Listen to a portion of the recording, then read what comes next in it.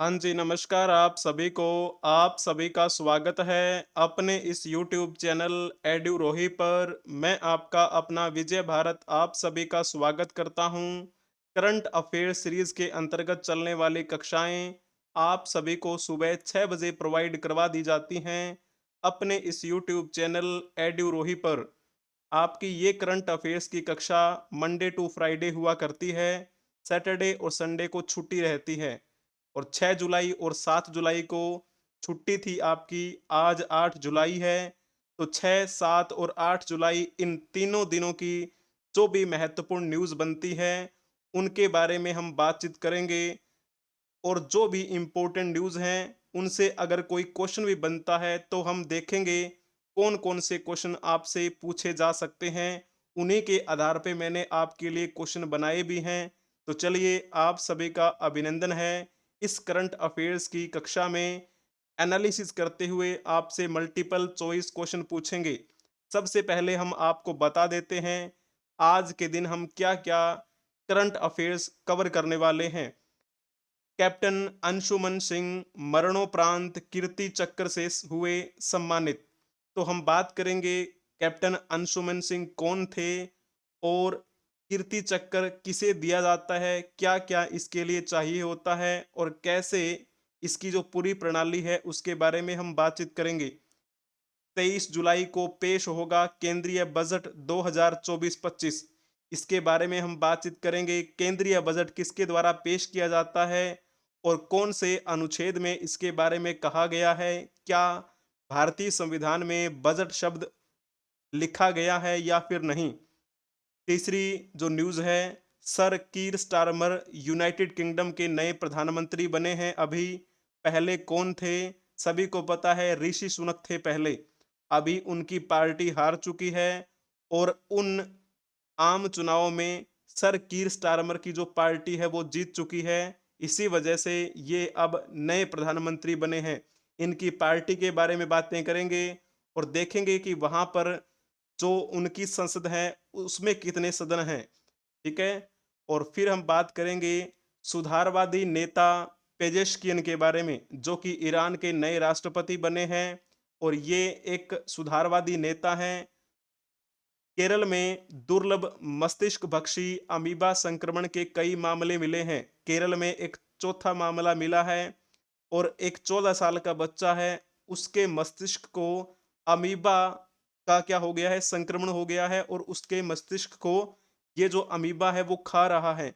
वो क्या है उसके बारे में बातचीत करेंगे और कोई मल्टीपल चॉइस क्वेश्चन बनता है तो वो भी आपसे पूछेंगे। तमिलनाडु की बात करें तो वहां पर बहुजन समाज पार्टी के प्रदेश अध्यक्ष आर्मस्ट्रॉन्ग की चेन्नई में हत्या कर दी गई है।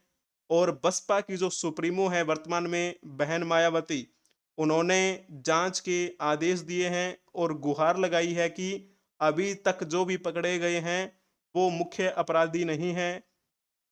तो चलिए उनके बारे में बात करेंगे।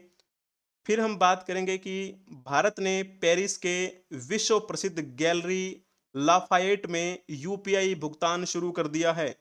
यूपीआई के बारे में तो आपको पता ही है, ये हमारे भारत की देन है। डिजिटल इंडिया का ये एक बेहतरीन एग्जाम्पल है जो अब विश्व स्तर पर भी फैल रहा है। इस यूपीआई को सबसे पहले नेपाल ने अपनाया और थोड़े ही दिन पहले मैंने आपको एक न्यूज़ बताई थी कि भारत ने कंबोडिया के साथ भी एक समझौता किया है कि वो अगर आयात निर्यात करेंगे तो उसमें यूपीआई का यूज़ करेंगे। अब फ्रांस की राजधानी पेरिस में भी ये यूपीआई पहुंच चुका है। तो ये हमारे भारत के लिए एक बहुत गर्व का विषय है। ठीक है। और फिर हम बात करेंगे डीआरडीओ के बारे में। डीआरडीओ ने अपना एक स्वदेशी लाइट टैंक जोरावर नाम का जो है उसका अनावरण किया है। उसका नाम रखा है जोरावर, जो कि एक लाइट टैंक है। फिर हम बात करेंगे ओलंपिक में भाग लेने वाले सभी भारतीय एथलीट फिट हैं फिलहाल और इसकी सूचना जारी कर दी गई है। और ये ओलंपिक जो हाल ही में होने वाले हैं, कब से कब तक होंगे उनके बारे में भी हम बातचीत करेंगे। क्या-क्या मुख्य बातें इनसे संबंधित हो सकती हैं, क्या-क्या मल्टीपल चॉइस क्वेश्चन इनसे पूछे जा सकते हैं, वो सारी की सारी बातें हम कवर करने वाले हैं। अगर आपको ये कक्षा पसंद आ जाए तो कक्षा को लाइक कर दीजिएगा, अपने दोस्तों के साथ इसे शेयर भी कर दीजिएगा। अगर आपने अभी तक इस चैनल को सब्सक्राइब नहीं किया है, तो आप भी इस चैनल को सब्सक्राइब कर लीजिए, बेल आइकन बटन को भी प्रेस कर लीजिए, ताकि समय से पहले आपको इन्फॉर्मेशन मिलती रहे। तो चलिए जी, शुरुआत करते हैं, पहली न्यूज़ की तरफ चलते हैं। कैप्टन अंशुमन सिंह अवार्डेड कीर्ति चक्र posthumously. His widow recalls their last conversation. Captain Anshuman Singh को मरणोपरांत कीर्ति चक्र से सम्मानित किया गया। उनकी विधवा पत्नी ने आखिरी बातचीत को भी याद किया। इस regarding his oven safety, captain Anshuman Singh exhibited exceptional bravery and resolve to rescue many people in a major fire incident in Siachen, the Rashtrapati Bhavan said. Rashtrapati Bhavan ने कहा कि अपनी सुरक्षा की परवाह किए बिना कैप्टन अंशुमन सिंह ने सियाचिन में एक बड़ी आग की घटना में कई लोगों को बचाने के लिए असाधारण बहादुरी और दृढ़ संकल्प का परिचय दिया। यानी कि इनको ये कीर्ति चक्र जो मिला है, किसकी वजह से मिला है? असाधारण बहादुरी और दृढ़ संकल्प की वजह से मिला है। कैप्टन सिंह की जब बात करते हैं, ये कौन सी रेजिमेंट से थे? ये पंजाब रेजिमेंट से थे। कैप्टन सिंह पंजाब रेजिमेंट की 26वीं बटालियन में सियाचिन ग्लेशियर क्षेत्र में एक चिकित्सा अधिकारी के रूप में तैनात थे। 19 जुलाई की बात करते हैं। 19 जुलाई 2023 को सुबह करीब 3 बजे के आसपास शॉर्ट सर्किट हुआ था। उसी शॉर्ट सर्किट की वजह से भारतीय सेना के गोला बारूद में जो ढेर बना हुआ था, वहां पर आग लग गई। कैप्टन सिंह ने फाइबर ग्लास की एक टैंक को आग की लपटों से जैसे ही घिरा हुआ देखा, तो तुरंत अंदर फंसे सैनिकों को बचाने के लिए वो जुट गए। उन्होंने पांच लगभग ऐसा माना जाता है कि 5 से 6 सैनिकों की जान भी बचाई। हालांकि वो जो आग थी, वो जल्द ही पास के चिकित्सा कक्ष में भी फैल गई थी। कैप्टन सिंह उस धधकती आग में दोबारा गए, सैनिकों को बचाने के चक्कर में वो वहां पर फंस गए थे। उसके बाद में उनके शहीद होने की खबर आई। इसके बाद कैप्टन सिंह का 22 जुलाई 2023 को उत्तर प्रदेश के देवरिया जिले में भागलपुर में एक राजकीय सम्मान के साथ अंतिम संस्कार किया गया था। तो 22 जुलाई 2023 को उनका अंतिम संस्कार किया गया। ऐसे थे हमारे कैप्टन सिंह। ठीक है, कैप्टन अंशुमन सिंह। अब जैसे बात करते हैं, इनको ये कीर्ति चक्र से सम्मानित किया गया है। तो थोड़ा सा यहाँ पर अगर मैं आपको दिखाऊं, ये उस रक्षा अलंकरण समारोह की एक फोटो है जो उस दौरान क्लिक की थी। यहाँ पर आप देख सकते हैं, ये हमारे माननीय राष्ट्रपति श्रीमती द्रौपदी द्रौपदी मुर्मू बैठी हुई हैं, और यहाँ पर हमारे भारतीय प्रधानमंत्री श्री नरेंद्र मोदी, और ये रहे हमारे भारत के उपराष्ट्रपति श्री जगदीप धनखड़, और यहाँ पर आपको दिखाई दे रहे हैं रक्षा मंत्री राजनाथ सिंह, और बाकी भी अधिकारी यहाँ पर बैठे हुए आपको दिखाई दे रहे हैं। और ये देखिए, ऐसा होता है ग्लैंट्री अवार्ड्स 2024, और ये हैं उनकी पत्नी। ठीक है ना? तो जैसे कीर्ति चक्र, इस तरह से ये सिंबल दिखता है। तो थोड़ा सा पहले आप एक क्वेश्चन बताएंगे, अगर आपसे ये क्वेश्चन पूछा जाता है तो इसमें आपकी गलती नहीं होनी चाहिए। निम्नलिखित में से कौन सा दूसरा सर्वोच्च वीरता पुरस्कार है जो कार्रवाई में सीधे दुश्मन के साथ न उलझते हुए साहस के लिए दिया जाता है? तो इसमें से कौन सा ऑप्शन ठीक रहेगा?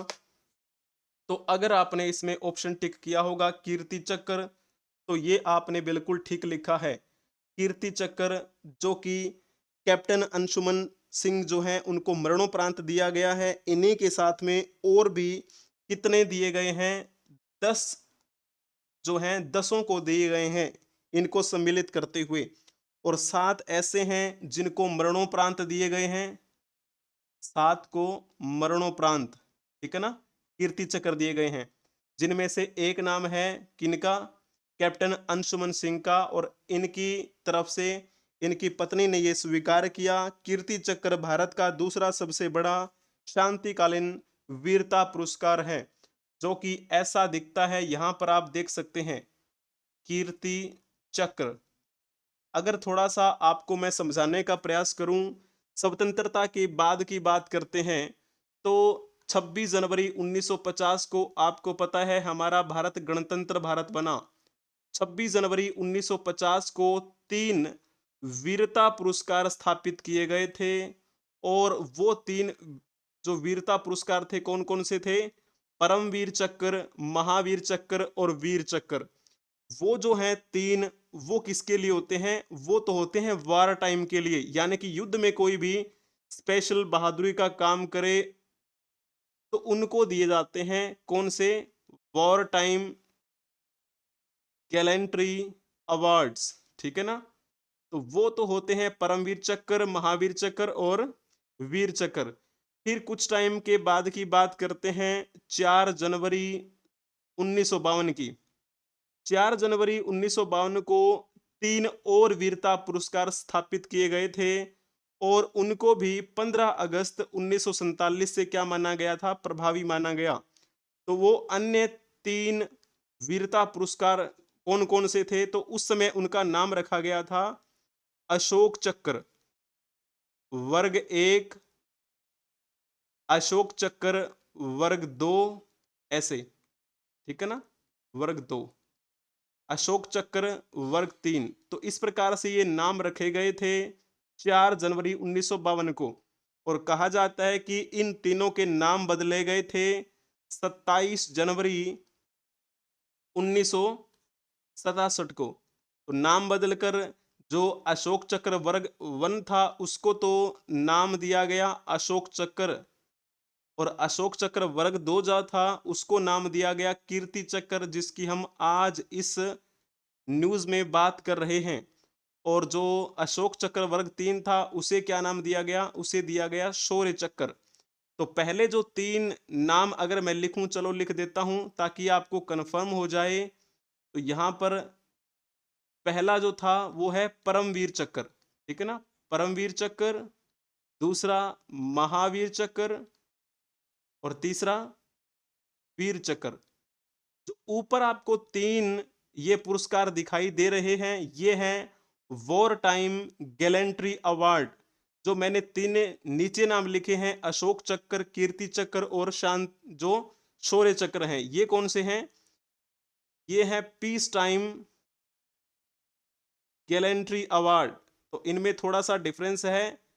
ये जो 3 नीचे आपको दिखाई दे रहे हैं, इनमें दुश्मन के साथ अप्रत्यक्ष रूप से आप कह सकते हैं सीधे, सिंपल आप ये कहिए, कार्यवाही जो भी होती है उसमें सीधे दुश्मन के साथ उलझना नहीं होता, ठीक है? और जो ऊपर वाले हैं उनमें वही होता है वार टाइम। नाम से ही आपको पता चल रहा है कि दुश्मन के साथ लड़ते हुए अगर कोई बहादुरी का परिचय दे तो इन ऊपर वाले तीनों में से कोई एक पुरस्कार दिया जाता है। चलिए जी, अब हम बात कर लेते हैं next. Union budget to be presented on July 23। The budget session will be held from 2022 to August 12। Parliamentary affairs minister Kiren Rijiju post on social media. 23 जुलाई को केंद्रीय बजट पेश किया जाएगा।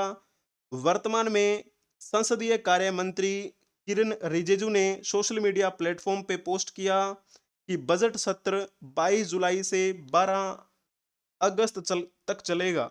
The first union budget 2024-25 of prime minister Narendra Modi of third term will be presented by finance minister Nirmala Sitharaman. भारतीय प्रधानमंत्री नरेंद्र मोदी के तीसरे कार्यकाल का पहला केंद्रीय बजट वित्त मंत्री निर्मला सीतारमण द्वारा 23 जुलाई को लोकसभा में पेश किया जाएगा।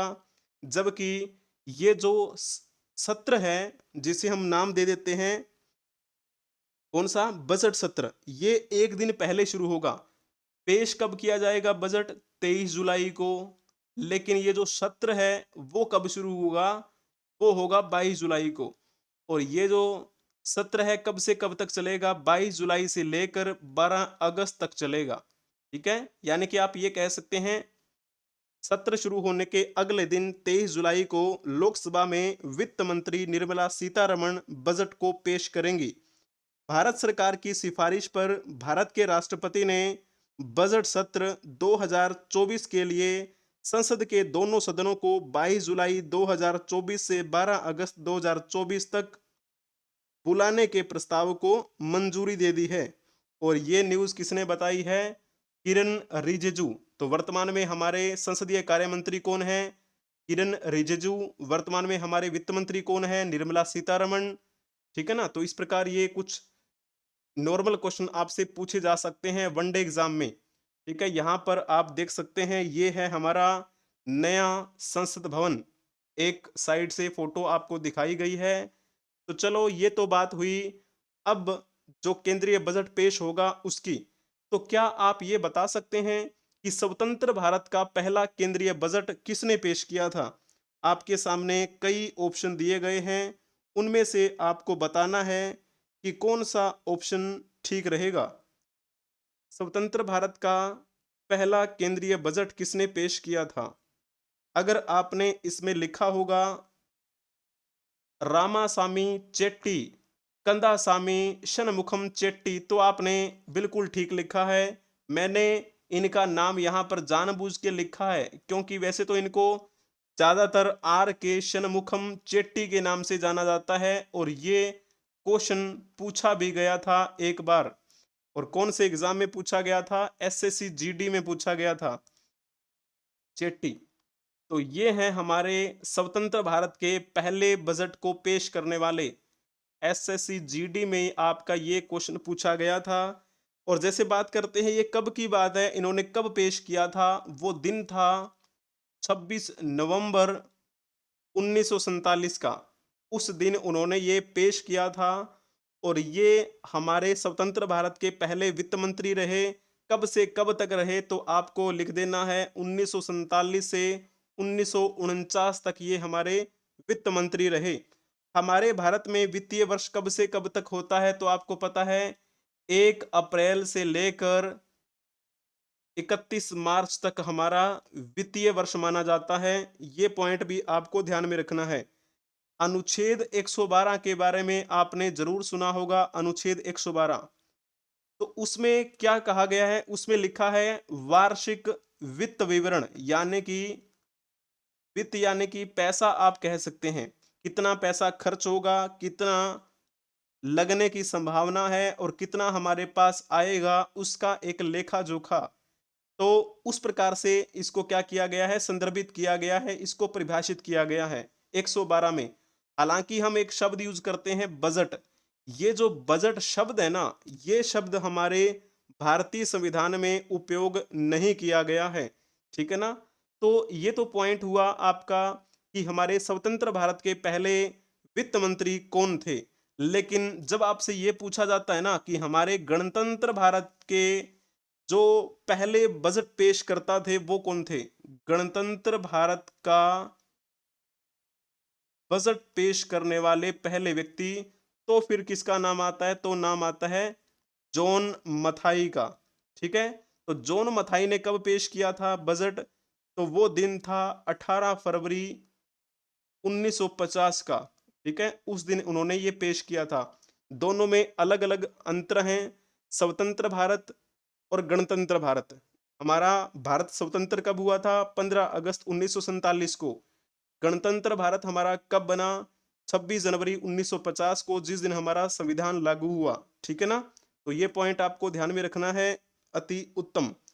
जैसे इसमें एक नाम लिखा हुआ है चिंतामणि द्वारकानाथ देशमुख, जिसे हम किस नाम से जानते हैं? सीडी देशमुख के नाम से भी जानते हैं।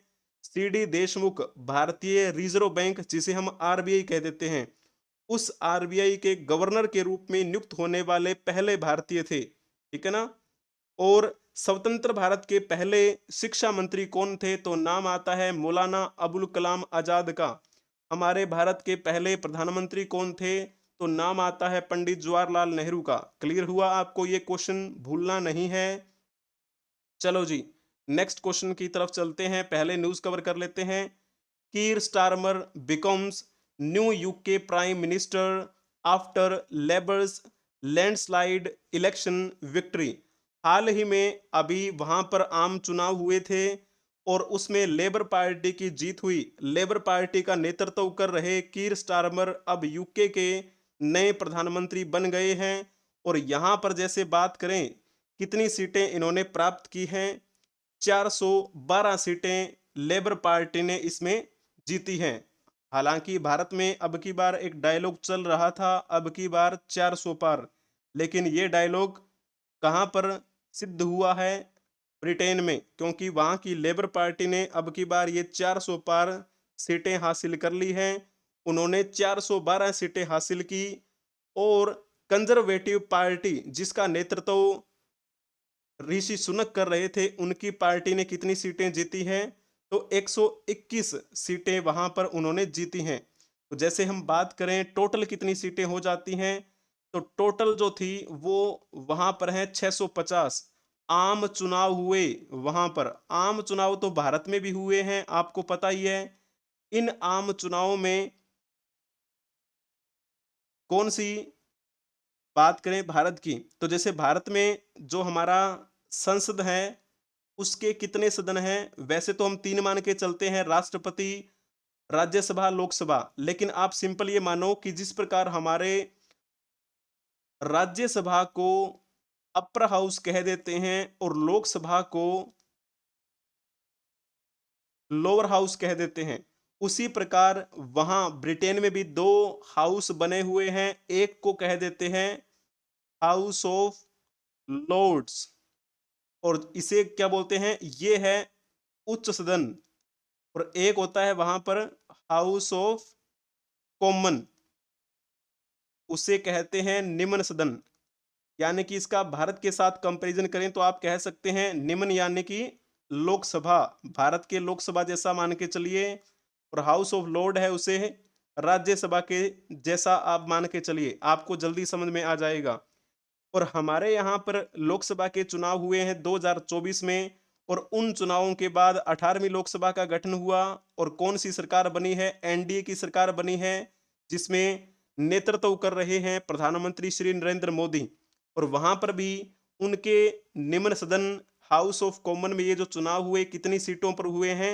650 सीटों पर हुए हैं।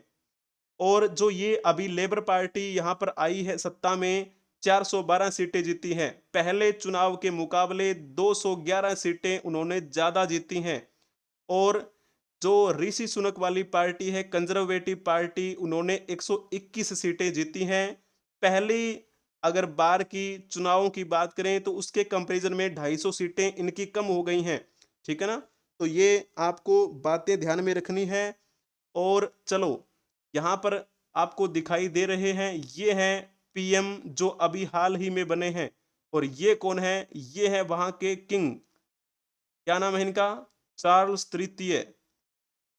चार्ल्स तृतीय ने उनको बुलाया था कि अभी जो आगे की रणनीति है वो किस प्रकार की रहेगी, किस प्रकार से हम अपने जो देश को आगे ले जा सकते हैं। Britain outgoing PM Rishi Sunak से sorry to public as he leaves office. जब ऋषि सुनक ने उस ऑफिस को छोड़ा तो उन्होंने सभी को सॉरी बोला और अपनी जो कमी रही पार्टी में उसको भी बताया और एक उदार भाषण के साथ इन्होंने विदाई दी। ब्रिटेन की लेबर पार्टी विपक्ष में एक दशक से अधिक समय तक रही और उसके बाद आप कहेंगे कि वो अब सत्ता में आई है और उसका नेतृत्व किसके हाथों में है? कीर स्टारमर के हाथों में है। और अब विपक्ष की भूमिका में कौन रहेंगे? ऋषि सुनक, जो कि कंजर्वेटिव पार्टी से बिलोंग करते हैं।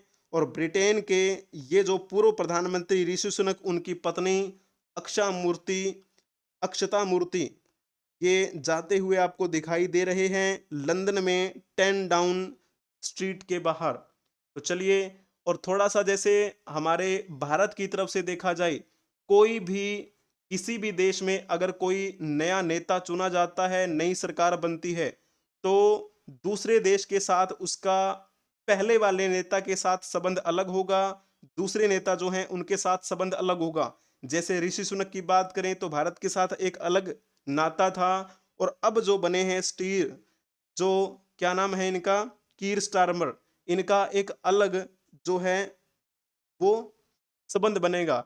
लेकिन अभी भारत की तरफ से ये न्यूज़ भी देखने को मिली, high level visit to India from new UK government soon. उन्होंने कहा है कि अभी जो नई सरकार बनी है उनका भारत में अभी एक नया दौरा होगा। Prime minister Narendra Modi who spoke to new UK prime minister Keir Starmer a day after election win.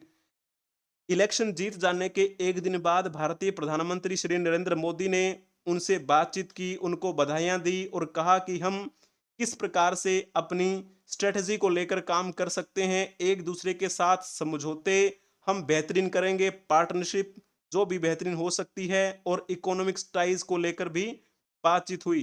तो देखते हैं कब से कब तक ये रहता है और कितना बेहतरीन हम अब इनके साथ अपना जो एक विदेश नीति का एक पॉइंट होता है उनको हम बेहतरीन तरीके से पेश कर सकते हैं। तो चलिए जी, अगर आपसे ये क्वेश्चन पूछा जाए, हाल ही में ब्रिटेन में लोकसभा चुनाव 2024 में कितने सीटों की मतगणना हुई, तो आप कहेंगे 650।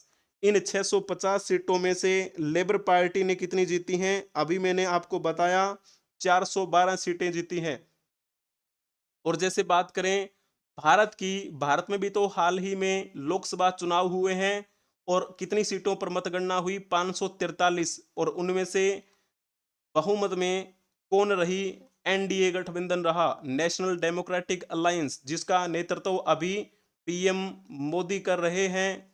चलिए जी, यहाँ पर आप देख सकते हैं यूके के बारे में। इस यूके की राजधानी क्या है, इसकी राजधानी है लंदन, और ये यूके संयुक्त राष्ट्र का सदस्य भी है।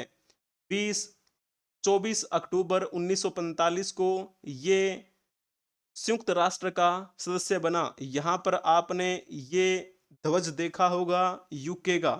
चलो जी, अब हम चलते हैं नेक्स्ट न्यूज़ की तरफ।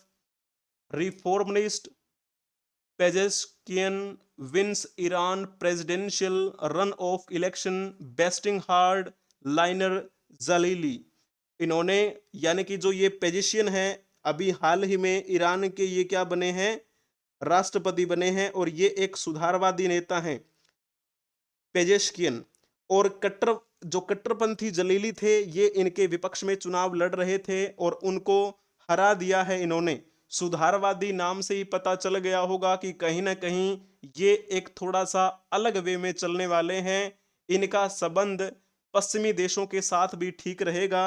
और जैसे हम थोड़ी सी बात कर भी लेते हैं, ईरान के राष्ट्रपति चुनाव क्यों हुए हैं, क्योंकि ईरान के अभी पूर्व राष्ट्रपति की मृत्यु हुई थी, क्योंकि हेलीकॉप्टर दुर्घटना हो गई थी। उनका नाम क्या था, उनका नाम था इब्राहिम रईसी। इब्राहिम रईसी ईरान के क्या थे, राष्ट्रपति थे। और मई में उनकी क्या हुई थी, हेलीकॉप्टर दुर्घटना में मृत्यु हुई। इसी वजह से वहां पर ये चुनाव करवाए गए, और इन चुनावों में ईरान के नए राष्ट्रपति कौन बन गए हैं, तो आपको पता होना चाहिए, पेजेश्कियन नाम रहेगा। ज़्यादा मुश्किल नाम भी नहीं है, याद रह जाएगा। और आपने सोशल मीडिया के माध्यम से भी देख लिया होगा कि लोग किस प्रकार से शहरों में खुशियां मनाते हुए नजर आ रहे हैं। पेजिशियन के बारे में अगर बात की जाए तो ये एक सर्जन है पेशे से। सुधारवादी माने जाने वाले पेजेश्कियन देश में मोरल पॉलिसिंग के कड़े आलोचक रहे हैं। ठीक है, और ये अपने देश में एकता और सद्भाव लाने का भी वादा करते रहे हैं। इन्होंने ये भी वादा किया है कि ईरान में जो भी अलगाव हो रहा है उस अलगाव को खत्म करेंगे। और इसके साथ ईरान के जो लोग हैं उनके प्रति इनका एक अलग तरीके से जो बॉन्ड है वो दिखाई दे रहा है।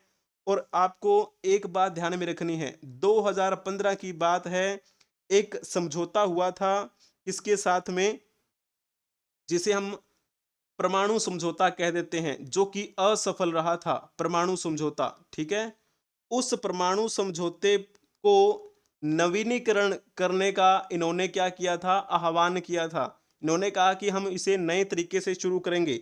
लेकिन जो पेजिश्किन के प्रतिद्वंदी थे, जिनका नाम मैंने अभी आपको बताया था, सईद जलीली, जिनको इन्होंने इलेक्शन में हराया है, वो तो परमाणु समझौते के बारे में बात करने के बिल्कुल भी समर्थक नहीं थे। और इसी वजह से क्या है कि जो जलीली थे उनको कौन समर्थन दे सकता था। मैंने एक शब्द यूज किया किया है कट्टरपंथी, यानी कि इस्लामिक देश है ये ईरान। और ये ईरान इस्लामिक कंट्री कब बना था, तो मैंने आपको वैसे पहले बताया भी था। इसने यूएन में एक बार कहा था, वो बात है 24 24 अक्टूबर को। तो ये क्या बना था, यूएन का सदस्य बना था।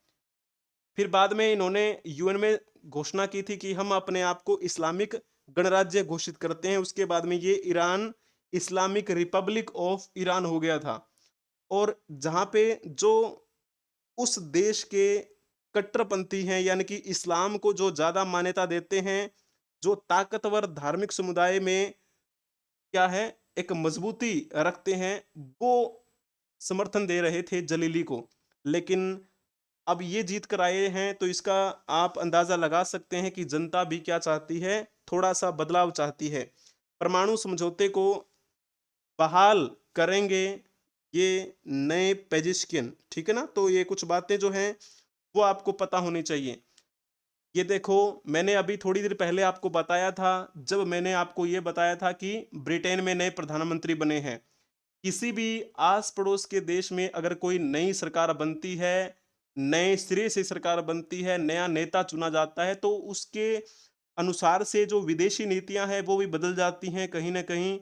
और थोड़ा सा परिवर्तन देखने को मिलता है इसके पड़ोसी देशों में। तो अब क्या है, हर देश अलग अलग, जैसे हम भारत की बात करते हैं, प्रधानमंत्री मोदी जो हैं वो भी इनको शुभकामनाएं देते हुए दिखाई दे रहे हैं। और ये न्यूज में भी आई, ठीक है। तो चाइना के जो शी जिनपिंग हैं, उन्होंने भी इनको बधाइयां दी और उन्होंने कहा, China is too close partner of Iran, its largest trade partner, a top buyer of its sanction oil. China ने अपनी बात कही है कि ये जो ईरान है हमारा बहुत ही क्लोज पार्टनर है, और एक बड़ा जो ट्रेड का एक पार्टनर है। तो हो सकता है कि थोड़ा बदलाव आए भी विदेश नीति में, देखते हैं क्या परिवर्तन होता है। न्यूज़ तो हम करते ही रहते हैं कवर। सऊदी अरब ने भी इनको बधाइयां दी है। किंग सलमान जो है सऊदी अरब के, उन्होंने कहा कि हम अपने जो डेवलपमेंट की बात है, डेवलपमेंट ऑफ रिलेशंस, उनको कंटिन्यू करना चाहेंगे, जो इन दोनों देशों के लिए बेहतर है। पुतिन जो हैं उन्होंने भी कहा कि आपको बधाई और उम्मीद है कि आप हमारे साथ क्लोजर टाइज करेंगे। तो आपको पता है ना कि एक देश दूसरे देश का विरोध करता है। और जैसे अमेरिका की बात करते हैं, अमेरिका के साथ भी संबंध अच्छे, मैंने अभी आपको बताया कि जो पश्चिमी सभ्यता के लोग हैं, पश्चिमी सभ्यता के जो देश हैं, उनके साथ ये परमाणु समझौता जो हुआ उसका इन्होंने समर्थन भी किया, उसका नवीनीकरण करने की बात कर रहे हैं। तो अब जो रूस है, रूस और जो अमेरिका है, उनका तो वैसे तो एक कह सकते हैं कि 36 का आंकड़ा है। लेकिन देखते हैं किसकी तरफ झुकाव जाता है। हमारे भारत को किस प्रकार से अब एक नया जो आप कह सकते हैं प्रभाव देखने को मिलेगा, वो भी हम कवर करते चलेंगे। ईरान के बारे में हमने बहुत सारी बातें कर ली हैं। अब आप एक ईरान के बारे में क्वेश्चन बताने का प्रयास करेंगे। ईरान की मुद्रा का नाम क्या है, आपके सामने यहाँ पर 4 ऑप्शन दिए गए हैं। कौन सी मुद्रा है ईरान की? दिरम, रियाल, लारी, सोम, इनमें से कौन सा ऑप्शन आप ठीक करेंगे? जल्दी जल्दी से बताएंगे। ईरान, अगर आपने इसमें ऑप्शन टिक किया होगा रियाल, तो आपने बिल्कुल ठीक लिखा है। इसे हम क्या बोल देते हैं, इसे हम ईरानी रियाल बोल देते हैं, ईरानी रियाल। जिस प्रकार हम भारत में कहते हैं भारतीय रुपया, पाकिस्तान में कह देते हैं पाकिस्तानी रुपया, लेकिन मुद्रा तो अलग अलग है। नाम सेम हो सकता है और नाम सेम नहीं भी हो सकता है ना। तो ईरान की राजधानी जो है वो क्या है, तेहरान। और ये ईरान कितने क्षेत्रफल में फैला हुआ है, तो आप कह सकते हैं 16,48,000 वर्ग किलोमीटर में फैला हुआ है ये ईरान देश, जिसका अब नेतृत्व कौन करने वाले हैं? पेजेश्किन करने वाले हैं। तो ये रहा ईरान का मैप, आपको पता होना चाहिए। ईरान की राजधानी कहाँ पर है? ये देखो डॉटेड में ऊपर लिखा है ना तेहरान। तो ईरान के उत्तर में है ये इनकी राजधानी तेहरान। ये ईरान भी संयुक्त राष्ट्र का सदस्य है और ये संयुक्त राष्ट्र यानी कि यूएन का सदस्य कब बना था? 24 अक्टूबर 1945 को ये यूएन का सदस्य बना।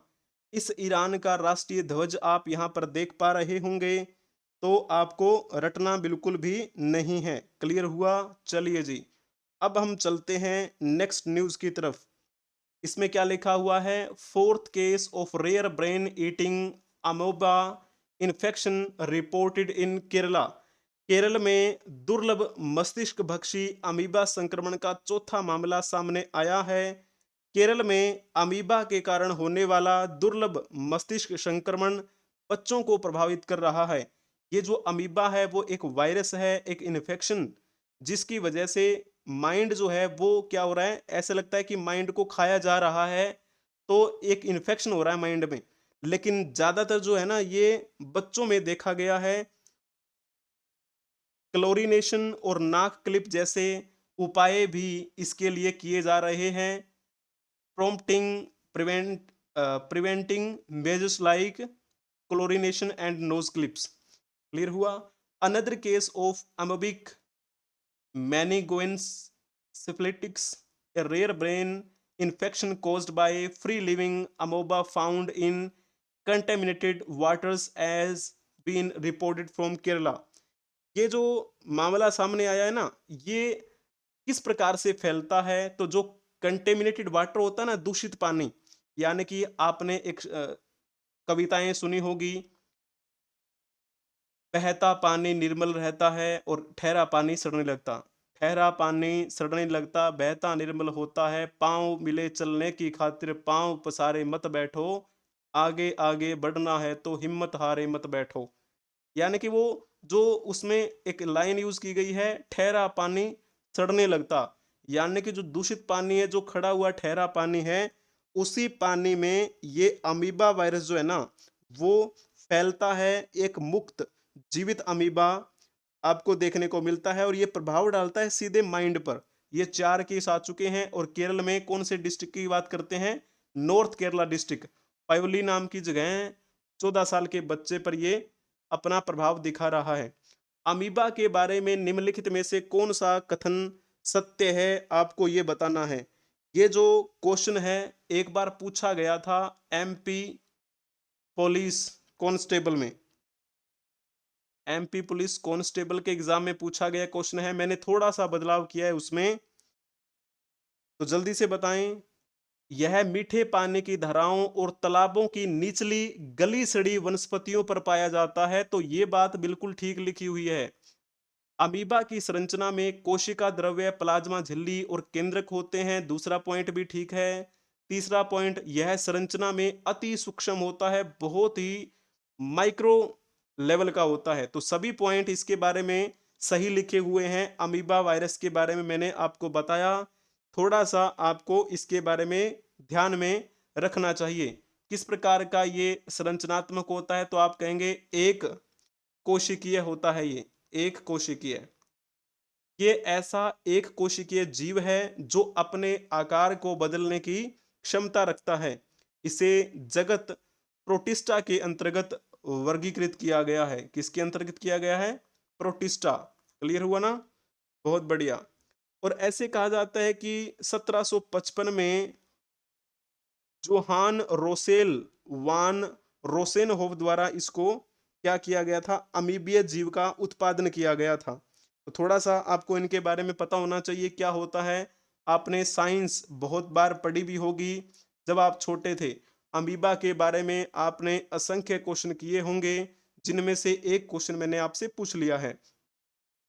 चलो जी, नेक्स्ट न्यूज की तरफ चलते हैं। Armstrong murder, BSP supremo Mayawati says real culprits not arrested, demands CBI probe into matter. हाल ही में आर्मस्ट्रॉन्ग एक बीएसपी यानी कि बहुजन समाज पार्टी, ये एक पार्टी है जिसकी सुप्रीमो मायावती हैं फिलहाल। और तमिलनाडु में इस बहुजन समाज पार्टी के प्रदेशाध्यक्ष बनाए गए थे आर्मस्ट्रोंग। और उनकी कर दी गई हत्या कहां पर, चेन्नई में। और चेन्नई में उनकी हत्या करने के बाद वहां पर पहुंची बीएसपी सुप्रीमो मायावती। उन्होंने कहा कि जो भी अभी दोषी यहाँ पर गिरफ्तार किए गए हैं वो रियल कल्प्रिट्स नहीं हैं, वो असली अपराधी नहीं हैं। लेकिन इस मामले की जांच सीबीआई को करनी चाहिए, ऐसी उन्होंने गुहार लगाई है, ताकि जो आर्मस्ट्रॉन्ग हैं उनके परिवार को भी न्याय मिले और जो एक अच्छी न्याय व्यवस्था है वो बनी रहे। तो वर्तमान में तमिलनाडु के मुख्यमंत्री कौन है, तो एम के स्टालिन। तो उन्होंने एम के स्टालिन से ये गुहार लगाई है कि ये जो केस है सीबीआई को सौंप देना चाहिए, क्योंकि 5 जुलाई को चेन्नई में उनकी हत्या कर दी गई थी। ठीक है ना, थोड़ा सा पॉइंट आपको ध्यान में रखना है। जिस बीएसपी की बात कर रहे हैं, थोड़ा सा आपको इस बीएसपी के बारे में क्वेश्चन भी पूछ लेते हैं। पहले आप ये देख सकते हैं, ये हैं आर्मस्ट्रॉन्ग जो आपको इस फोटो में दिखाई दे रहे हैं, बहुजन समाज पार्टी की तरफ से तमिलनाडु के प्रदेश अध्यक्ष बनाए गए थे। तो चलो, अब आप पहले ये बताओ कि तमिलनाडु के वर्तमान में राज्यपाल कौन है। जिस तमिलनाडु के चेन्नई में आर्मस्ट्रॉन्ग की हत्या की गई, उसी तमिलनाडु की बात हो रही है। इसके वर्तमान राज्यपाल कौन है, तो आपको पता होना चाहिए आर एन रवि तमिलनाडु के वर्तमान में राज्यपाल हैं। और इस तमिलनाडु के मुख्यमंत्री कौन है, एम के स्टालिन। अभी देखते हैं क्या इसमें परिवर्तन देखने को मिलता है। वो कहते हैं ना, राजनीति में कोई किसी का नहीं होता, हमें दूसरों पर विश्वास क्या ही करें। खुद जो परिवार के राजनेता बन जाते हैं उनमें भी टकराव होने लग जाता है, वो भी एक दूसरे की बढ़िया तरीके से काट करते हैं, ये भी आपने देखा होगा। नल्लू इंद्रसेना रेड्डी, ये कहाँ के हैं, तो ये हैं त्रिपुरा के राज्यपाल वर्तमान में। कलराज मिश्र की बात की जाती है तो ये वर्तमान में कहाँ के राज्यपाल हैं, तो वर्तमान में ये राजस्थान के राज्यपाल हैं। रघुवर दास की बात की जाती है तो ये वर्तमान में ओडिशा राज्य के राज्यपाल हैं। क्लियर हुआ। तो बहुजन समाज पार्टी के बारे में आप एक क्वेश्चन बताने का प्रयास करेंगे। बहुजन समाज पार्टी जिसे हम बीएसपी के नाम से जानते हैं, इस बहुजन समाज पार्टी की स्थापना कब की गई थी, जल्दी से आपको बताना है। अगर आपने इसमें लिखा होगा 14 अप्रैल 1984, तो आपने बिल्कुल ठीक लिखा है। किसके द्वारा की गई थी, इस पार्टी के संस्थापक कौन थे, तो आपको पता होना चाहिए मान्यवर कांशीराम। मान्यवर कांशीराम के द्वारा इस पार्टी की स्थापना की गई। और बाकी ऑप्शंस के बारे में अगर हम बात करें, 6 अप्रैल 1980 को कौन सी पार्टी की शुरुआत की गई थी, भाजपा, जिसे हम क्या बोल देते हैं, भारतीय जनता पार्टी की बात कहते हैं। भारतीय जनता पार्टी की स्थापना किसने की थी, 6 अप्रैल 1980 को। दो मुख्यतः लोगों का नाम आता है, एक नाम तो है अटल बिहारी वाजपेयी का, और दूसरे थे कौन, जिनको अभी 2024 में भारत रत्न से सम्मानित किया गया। तो आप उनका नाम बताने का प्रयास करेंगे कि किनको 2024 में भारत रत्न दिया गया है। 4 अक्टूबर 1992 को कौन सी पार्टी सत्ता में आई थी, तो आपको पता होना चाहिए इस दिन समाजवादी पार्टी बनी। समाजवादी पार्टी सत्ता में नहीं आई, समाजवादी पार्टी का गठन हुआ था, ऐसे बोलेंगे। इस समाजवादी पार्टी का गठन करने वाले व्यक्ति कौन थे, तो नाम आता है मुलायम सिंह यादव का। मुलायम सिंह यादव उत्तर प्रदेश के सीएम भी रहे। और वर्तमान में समाजवादी पार्टी की कमान किसके हाथों में है, अखिलेश यादव। अखिलेश यादव के नेतृत्व में अभी हाल ही में जो लोकसभा के चुनाव हुए थे उनमें ये उत्तर प्रदेश की सबसे बड़ी पार्टी बनकर उभरी है। ठीक है ना, अखिलेश यादव। क्लियर है ना, ये भी मुख्यमंत्री रह चुके हैं वहां के। क्लियर हुआ, बहुत बढ़िया। अब चलो चलते हैं हम नेक्स्ट न्यूज की तरफ। India launches UPI payments at world renowned galleries Lafayette in Paris. Bharat ने पेरिस में विश्व प्रसिद्ध गैलरीज लाफायेट में यूपीआई भुगतान शुरू किया। यह महत्वपूर्ण कदम यूपीआई को वैश्विक बनाने के प्रधानमंत्री श्री नरेंद्र मोदी के दृष्टिकोण को साकार करने की दिशा में है। इस यूपीआई के बारे में आपको पता होना चाहिए, इसकी शुरुआत 2016 में की गई थी। ठीक है ना? किसके द्वारा की गई थी? By National Payments Corporation of India और आरबीआई के द्वारा। तो चलो, थोड़ा सा आपको ये बातें पता होना चाहिए। India has launch the unified payment interface Paris historic department store. ये एक बड़ा स्टोर है जो विश्व प्रसिद्ध है। Successful launch eight iconic Eiffel tower. तो यहाँ पर एक फोटो आपको दिखा देते हैं। ये हैं कौन? ये हैं हमारे भारत के राजदूत जावेद अशरफ। और यहाँ पर आपको दिखाई दे रहे हैं सीईओ। किसके सीईओ हैं? तो अभी मैंने नाम बताया एक कंपनी का, उसके सीईओ हैं ये। और ये चलो मैं नाम लिख देता हूं इनका, अशरफ, जावेद अशरफ। ये उसी कार्य मतलब उसी अवसर की फोटो है और इन्होंने खिंचवाई। यूपीआई के माध्यम से आपने पेमेंट की होगी, आपके भाई बंधु आपके घर पे, आपके पापा, आपके मम्मी, आपके दादा दादी कोई भी पेमेंट करते होंगे, तो आप एक बार देख लीजिएगा यूपीआई से कैसे पेमेंट होती है। वरना ज़्यादातर आपको बताने की आवश्यकता है नहीं, क्योंकि यूपीआई से पेमेंट आजकल हर लोग करते हैं।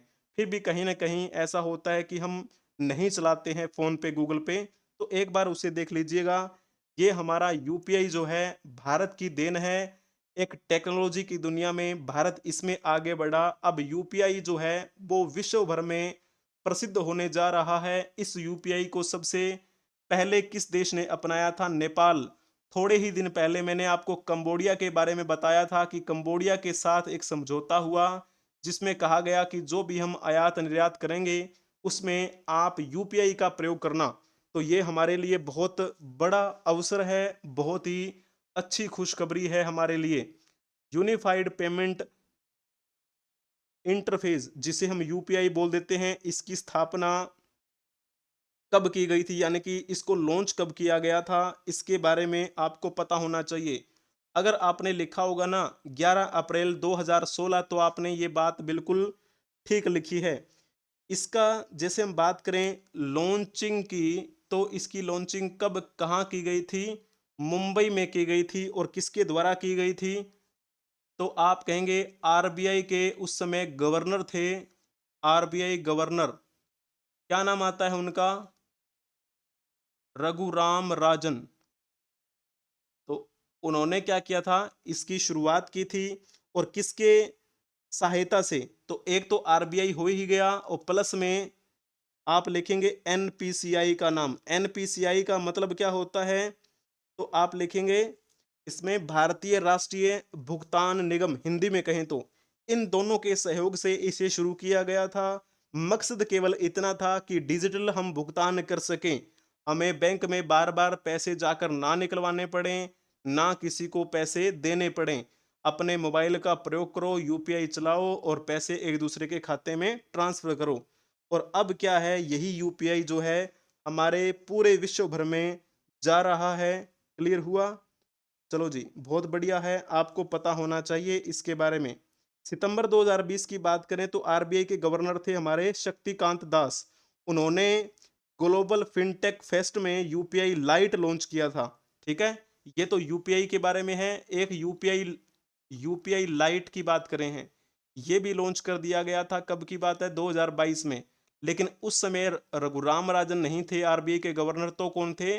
शक्तिकांत दास थे। Sorry, typing mistake.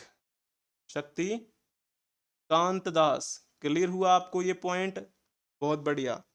और फरवरी 2023 में पेटीएम पेमेंट्स बैंक ने यूपीआई लाइट फीचर को भी लाइव कर दिया था। इसके बारे में भी आपको जानकारी होनी चाहिए।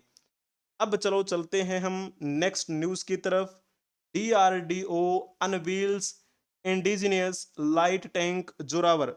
हाल ही में जो डीआरडीओ है उन्होंने स्वदेशी लाइट टैंक जोरावर का अनावरण किया। इस टैंक का जल्द ही व्यापक परीक्षण भी किया जाएगा। यह वर्तमान में कमिंस इंजन द्वारा संचालित है और डीआरडीओ ने घरेलू स्तर पर इसका आप कहेंगे क्या किया है, अनावरण किया है। घरेलू स्तर पर एक नया इंजन विकसित करने की ये एक परियोजना है जो इन्होंने अभी शुरू की है, न्यू इंजन डोमेस्टिकली। क्लियर है? तो थोड़ा सा आपको इनके बारे में पता होना चाहिए कि डीआरडीओ क्या है, किस प्रकार से ये कार्य करता है।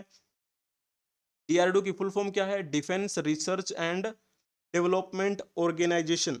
ठीक है ना? और अनावरण कब किया गया था इसका? 6 जुलाई को। क्लियर हुआ आपको ये बात? चलिए जी। अब चलो, यहाँ पर आप देख सकते हैं ये रहा वो टैंक, लाइट टैंक है जिसका नाम रखा गया है जोरावर। बहुत ही प्यारा नाम है ना, जोरावर। तो चलो जी, क्वेश्चन बताओ एक प्यारा सा कि डीआरडीओ का मुख्यालय कहाँ है? हिंदी में कहते हैं इसे हम रक्षा अनुसंधान एवं विकास संगठन, DRDO, defence research and development organisation. इसका मुख्यालय कहाँ पर है आपको बताना है। अगर आपने इसमें ऑप्शन टिक किया होगा,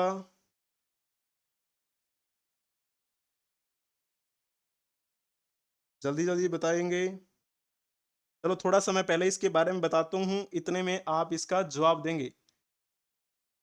डीआरडीओ की स्थापना के बारे में आपको पता होगा, 1 जनवरी 1958 को डीआरडीओ की स्थापना हुई थी। उस समय भारत जो है वो प्रौद्योगिकी और विज्ञान के क्षेत्र में मजबूत बनना चाहता था, आत्मनिर्भर बनना चाहता था। उसी क्षेत्र में कि भारत हमारा विज्ञान और प्रौद्योगिकी क्षेत्र में महत्वपूर्ण बने, आत्मनिर्भर बने, उसी वजह से डीआरडीओ का गठन किया गया। डीआरडीओ का गठन भारतीय सेना के तकनीकी विभाग प्रतिष्ठान, टीडीईएस, इसे हम टेड्स बोल देते हैं, और रक्षा विज्ञान संगठन, डीएसओ, तकनीकी विज्ञान एवं उत्पादन निदेशालय, डीटीडीपी, इन सबको क्या किया, मिलाकर किया गया था। स्थापना जब इसकी की गई थी उस समय तो एक बहुत ही छोटा सा संगठन था जिसमें 10 प्रतिष्ठान और प्रयोगशालाएं शामिल थी। लेकिन धीरे धीरे क्या हुआ, इसका विस्तार होता गया। डीआरडीओ किसके अंतर्गत कार्य करता है, यानी कि किसके अंडर में काम करता है? तो रक्षा मंत्रालय के अधीन ये कार्य करता है। रक्षा मंत्रालय की कमान अब किसको सौंपी गई है? रक्षा मंत्री अब कौन है? तो आपको पता होना चाहिए, राजनाथ सिंह के बारे में। राजनाथ सिंह अब दूसरी बार रक्षा मंत्री के रूप में कार्यभार संभाले हुए हैं। इससे पहले भी वो क्या थे? रक्षा मंत्री ही थे। ठीक है ना? तो जैसे हम बात करें, रक्षा जो ये राजनाथ सिंह हैं, ये अभी हाल ही में लोकसभा जो चुनाव हुए थे उनमें कहां से इन्होंने जीत हासिल की थी? लखनऊ से। लखनऊ कहां पर है? उत्तर प्रदेश में। उत्तर प्रदेश की नवाबों की नगरी इसे कही जाती है। तो वहां से इन्होंने जीत हासिल करते हुए वापसी की राजनीति में, और फिर से इनको रक्षा मंत्री का कार्यभार सौंपा गया। तो डीआरडीओ का मुख्यालय अगर आपसे पूछा जाए तो क्या जवाब दिया है आपने? अगर आपने इसमें लिखा है नई दिल्ली तो आपने बहुत ही अच्छा जवाब दिया है। नई दिल्ली में कौन सी जगह है? तो आपने मार्ग नाम सुना होगा, राजाजी मार्ग है ना, इसका मुख्यालय है राजाजी मार्ग, न्यू दिल्ली। क्लियर हुआ आपको ये पॉइंट? चलो जी, बहुत बढ़िया। All Olympics bound Indian athletes are fit, says IOA chief medical officer Pardiwala.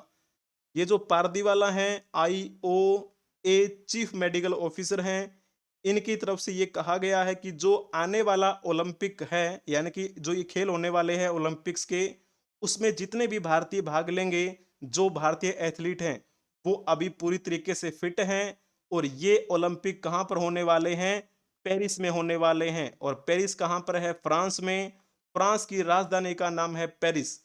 Paris Olympics में जो भाग लेंगे उनमें भाला फेंक खिलाड़ी नीरज चोपड़ा भी शामिल हैं। नीरज चोपड़ा का नाम तो आपने बखूबी सुन भी लिया होगा। और भी बहुत सारे हमारे खिलाड़ी इसमें हिस्सा लेने वाले हैं। सभी को बहुत बहुत शुभकामनाएं, और अपने देश का नाम जरूर रोशन कीजिएगा। हमारी शुभकामनाएं आप सभी के साथ हैं। Doctor Pardiwala, the chief medical officer, CMO of the nearly 120 strong Indian contingent for the Paris games. अभी जो ये पारदी वाला है ना, अभी जो होने वाले हैं ये खेल, उनके लिए इनको क्या बनाया गया है, भारतीय दल के मुख्य चिकित्सा अधिकारी के रूप में इनको नियुक्त किया गया है। क्लियर हुआ आपको ये पॉइंट? अब चलो मैं आपसे एक क्वेश्चन पूछने देना चाहता हूं। पहले आप ये फोटो देख लीजिए, ये उस कार्यक्रम की फोटो है जो हमारे ओलंपिक खेल में जाने वाले हैं। तो चलिए जी, पहले आप इस क्वेश्चन का जवाब देने का प्रयास करेंगे। पेरिस पेरिस ओलंपिक्स 2024 कब से कब तक आयोजित किए जाएंगे? तो आपके सामने बड़ा प्यारा सा क्वेश्चन यहाँ पर दिया गया है। जल्दी जल्दी से बताएंगे कौन सा ऑप्शन इसमें से ठीक रहेगा। अगर आपने ये लिखा होगा 26 जुलाई से 11 अगस्त, तो आपने बिल्कुल ठीक लिखा है। और इसमें कहा जा रहा है कि इसमें 32 खेल जो हैं वो खिलाए जाएंगे, अलग अलग इसमें लोग आएंगे। और ये जो ओलंपिक खेल हैं, ये कितने सालों के बाद करवाए जाते हैं? ओलंपिक खेल ये हर 4 साल बाद होते हैं, प्रत्येक 4 साल बाद आयोजित करवाए जाते हैं। ठीक है, अब की बार कहां पर हो रहे हैं, जैसे कि मैंने आपको बता दिया, पेरिस में। और फिर जैसे ये तो है ग्रीष्मकालीन, ठीक है ना, ग्रीष्मकालीन, क्योंकि अभी गर्मी पड़ रही है ना हमारे पास, देखो इतनी तो गर्मी पड़ रही है। वो बात अलग है कि थोड़ी थोड़ी बारिश भी हो रही है। तो ये कौन से नंबर का है, ये अभी जो होने वाला है, ये है 33वां ग्रीष्मकालीन ओलंपिक खेल। ग्रीष्मकालीन ओलंपिक कहाँ पे बताया मैंने आपको? पेरिस में। प्रत्येक 4 साल बाद होता है। और फिर जैसे नेक्स्ट की बात करें तो नेक्स्ट कब होगा? 34वां। 34वां कब होगा? अगर ये अभी 2024 में हो रहा है, तो आने वाला कब होगा? 2028 में होगा। मैंने अभी तो क्या बताया आपको कि 4 साल बाद होता है। 2028 में 34वां ग्रीष्मकालीन ओलंपिक कहां पर आयोजित करवाया जाएगा? तो यूएसए में करवाया जाएगा। यूएसए के कौन सी जगह पे? लॉस एंजलस में। एक सेकंड, ये गलत टाइप हो गया थोड़ा सा। चलिए, लॉस एंजलस। क्लियर हुआ? तो ये तो है 34वां की। चलो मैं एक और बता देता हूं आपको। 35वां ग्रीष्मकालीन ओलंपिक जो खेल है, उसका आयोजन कहां पर करवाया जाएगा? तो आपको पता होना चाहिए ब्रिस्बेन के बारे में। ये ब्रिस्बेन कहां पर है? तो आप कहेंगे ये तो जी ऑस्ट्रेलिया में है। तो आपने बिल्कुल सही जवाब दिया है। ऑस्ट्रेलिया में 35वें ग्रीष्मकालीन ओलंपिक खेलों का आयोजन किया जाएगा। और जैसे बात करें कब होगा 35वां, तो फिर आगे देख लो, 4 साल और बढ़ा दो, 2032। तो मैंने 2032 तक के ओलंपिक खेलों के बारे में आपको बता दिया है। इतना काफी है करंट अफेयर्स के लिए। ठीक है ना? तो चलिए जी, बहुत बढ़िया। अगर आपको ये हमारी कक्षा पसंद आई है तो कक्षा को लाइक कर दीजिए, अपने दोस्तों के साथ इसे शेयर भी कर दीजिए। अगर आपने अभी तक इस चैनल को सब्सक्राइब नहीं किया है, तो आप भी इस चैनल को सब्सक्राइब कर लेंगे और बेल आइकन बटन को भी प्रेस कर लेंगे, ताकि समय से पहले आपको नोटिफिकेशन मिलती रहे। इस कक्षा की पीडीएफ आपको टेलीग्राम चैनल पे मिल जाएगी। जितनी भी आज तक करंट अफेयर्स की क्लास हुई हैं, सभी की पीडीएफ मैंने आपको टेलीग्राम चैनल पे प्रोवाइड करवाई हैं। और कई जो ट्रेंडिंग टॉपिक रहते हैं, उन टॉपिक्स पर मैं शॉर्ट्स वीडियो बना देता हूं। थोड़ी देर में आपको पता भी लग जाता है कि क्या क्या चल रहा है, कौन सा आपके लिए महत्वपूर्ण हो सकता है। तो उनके लिंक जो हैं वो भी आपको प्रोवाइड करवा दिए जाते हैं। टेलीग्राम चैनल एड्यूरोही24 आप सर्च कर लेना। इसके अलावा आप हमें अलग अलग सोशल मीडिया प्लेटफॉर्म के माध्यम से सर्च कर सकते हैं, कांटेक्ट कर सकते हैं। जैसे कि यूट्यूब तो मैंने बता ही दिया, टेलीग्राम पीडीएफ के लिए हो गया। और जैसे मोज की बात करते हैं, हिप्पी, जोश, share chat, WhatsApp channel, Instagram, Twitter, x, Facebook, तो इन सभी सोशल मीडिया प्लेटफॉर्म के माध्यम से आप हमसे संपर्क कर सकते हैं। Thank you for watching, like, share and subscribe.